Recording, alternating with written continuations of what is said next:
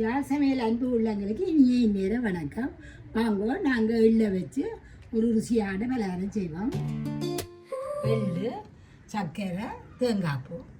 அளவு வந்து 2 சுண்டு எள்ளு, 1 சுண்டு சர்க்கரை, 1 சுண்டு தேங்காய் பூ. இந்த எள்ளு கழுவி காய வச்சு வச்சுருக்கிற எள்ளு. இதில் நாங்கள் 2 மணி போடுவோம். வாங்க, அடுப்பை பற்ற வைப்போம். இது வந்து சிறு கைத்தொழில் செய்ய விருப்பமானாக்கள் புது வருடத்தோட துவங்கணும். அவைகளுக்கு ஒரு சுகமான ஒரு தொழில். வாங்க, நாங்கள் இந்த இட்டலி போடைக்கில் எத்தனையோ அன்புள்ளங்கள் சொல்லி இருந்துச்சுலாம். தாங்கள் வீட்டில் காலம்புற இட்டலியாக விற்கிறாண்டு.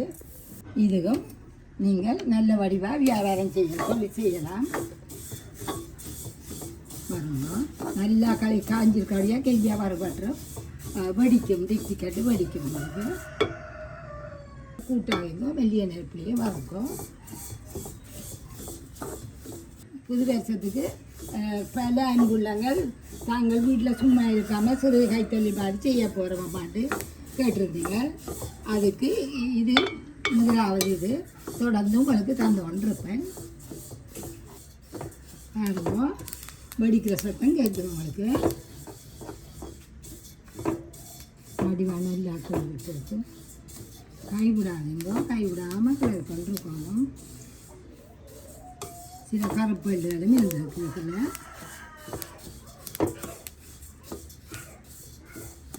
சத்தம் எல்லாம் அடங்கிட்டுது. உங்களுக்கு தூக்கி பார்த்தா தெரியும். எல்லாம் பொறுமை வந்திருக்கும். கொஞ்சம் வாயில் கிள்ளி போட்டிங்கன்னா நரண்டு இருக்கும்.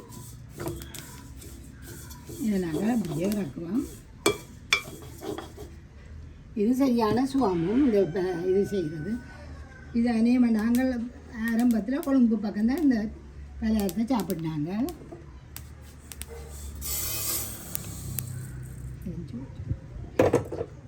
கைவிடாமல் வறுத்துமே எரிஞ்சு போச்சு. கொஞ்சம் விரக்கிறதுல எரிஞ்சிட்டுது. அதில் கவனமாக இருக்கணும்.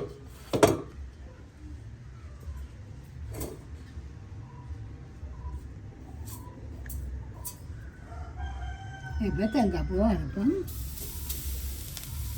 அதுக்கு மெல்லிசாக தான் நெரிக்கிறேன் பாருங்க. அதுவும் ஹீட் கூடவாக இருக்குது.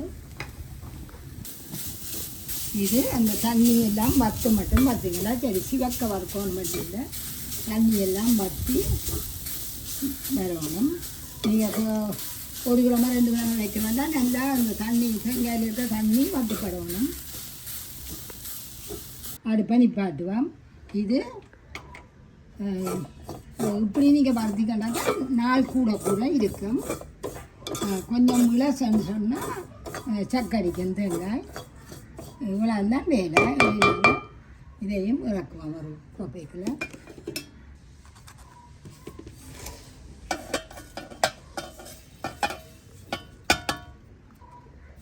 இப்போ இதில் எல்லாத்தையும் சேர்த்து அரைக்க போகிறோம்.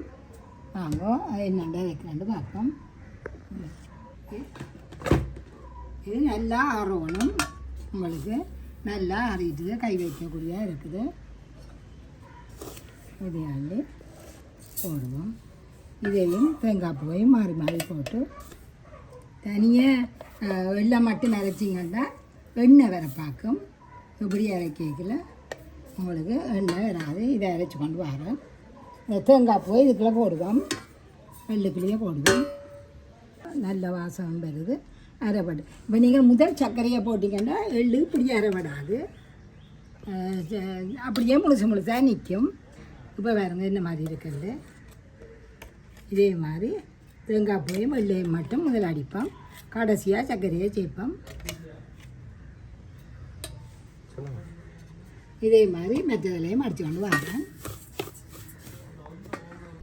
இப்போ 2ஆம் தடவை அடிச்சுட்டு வந்துட்டேன். இனி இப்படியே இருக்கத்தக்கனவா நாங்கள் சர்க்கரையை சேர்க்க போகிறோம். சர்க்கரையை இடித்து தூளாக வச்சுருங்கோ.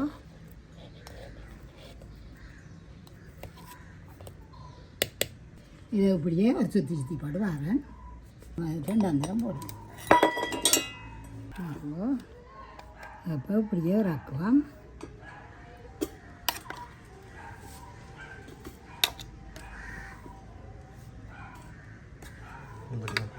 இதே மாதிரி மற்ற மிச்சத்தை அரைச்சிட்டு வந்து என்ன செய்கிறான்னு காட்டுறோம் உங்களுக்கு.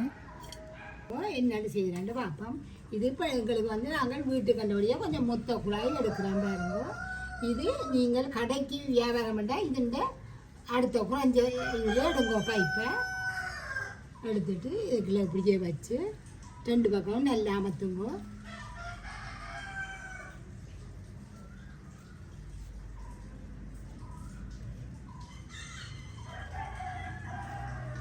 இது கொஞ்சம் நீளம் கூட வந்துடுச்சா நாங்கள் கொஞ்சம் வெட்டி எடுப்போம். நல்லா இறுக்கி அமர்த்தி போட்டு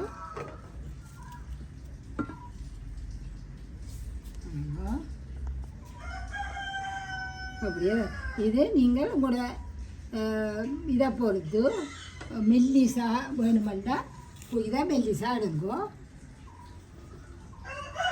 இதே மாதிரி எல்லாத்தையும் செய்துட்டு இது வந்து இதில் வந்து வெளியில் வந்து நீங்கள் ஆயில் பேப்பரும் உள்ளுக்கு ஆயில் பேப்பரும் வெளியில் டிஷ்யூ பேப்பரும் சுற்றுங்கோ. இது நாங்கள் மகள கையான வீட்டுக்கு வேண பேப்பர்கள் இருந்தபடியாக இதை போடுறோம். ஆனால் இது நீங்கள் வியாபாரத்துக்கு செய்கிற இது போடணுன்னா உங்களுக்கு நட்டம் பேசும்.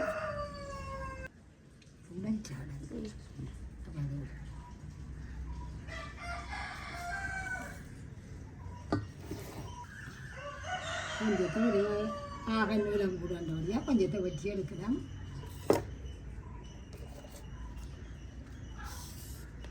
இது நீங்கள் ஆயில் பேப்பரில் இதை சுற்றி வெளியில் டிஷ்யூ பேப்பரை குறுக்க வெட்டி செய்தீங்கன்னா வடிவாக இருக்கும் பார்வைக்கு.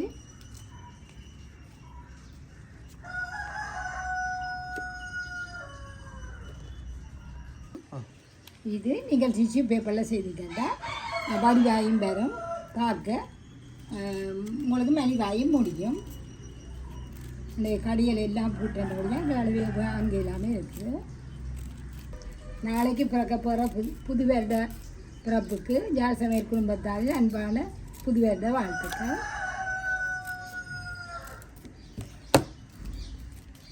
அப்படி டிஷ்யூ பேப்பர்ன்ற வழியாக டிஷ்யூ பேப்பர்ண்டா கொஞ்சம் பெருசாகிடுங்க, இந்தளத்துக்கு வெட்டக்கூடியாக இருக்கும்.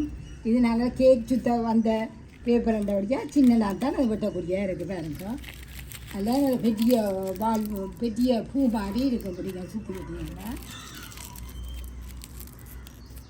இதே மாதிரி செய்யுங்க. அப்படியே வரும். மற்றது நீங்கள் வியாபாரத்துக்கு செய்கிறேன்னா பைப்புட அளவையும் மெல்லிசாக்கி இதையும் டிஷ்யூ பேப்பரும் ஆயில் பேப்பரும் பாருங்க. சுவை மணக்கும் விரல் நுனியில் கலை வண்ணம் எளிதா சமை